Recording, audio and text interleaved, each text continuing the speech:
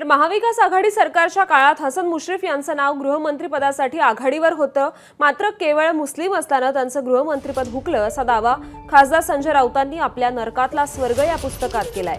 मुश्रीफ हे मुस्लिम असल्यानं प्रत्येक गोष्टीत टार्गेट होण्याची पवारांना भीती होती। खरं तर मुश्रीफ हे कमालीचे पुरोगामी आहेत, पक्के निधर्मी आहेत आणि ते एक दिलखुलास व्यक्तिमत्व आहेत। शाहू महाराजांवर अपार श्रद्धा असलेले कार्यकर्ते आहेत, पण शेवटी धर्म आडवा आला असं राऊत यांनी आपल्या पुस्तकात म्हटलंय। तर हसन मुश्रीफांबाबत खासदार राऊतांनी कोणते दावे केलेत पाहूया।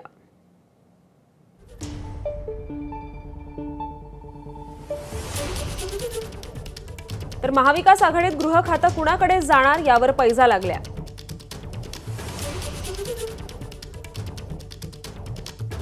राष्ट्रवादीमधून अजित पवार, छगन भुजबळ, जयंत पाटील, दिलीप वळसे पाटील, हसन मुश्रीफ यांचं नाव होतं।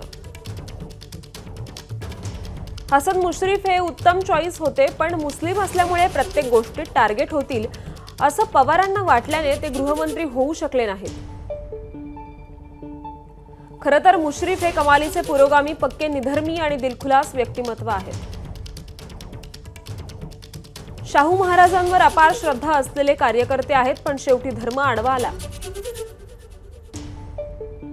अजित पवार पहाटेचा शपथविधी आटोपून रिक्त हस्ते पुन्हा स्वगृही परतले, त्यामुळे त्यांचा विचार होईल असं वाटत नव्हतं। छगन भुजबळ हे तुरुंगातून सुटून आले तरी त्यांच्यावर खटले चालूच होते। जयंत पाटलांना गृहमंत्री पदाची जबाबदारी नकोच होती, तो एक थँकलेस जॉब आहे असं त्यांचं म्हणणं होतं। एबीपी माझा, उघडा डोळे बघा नीट।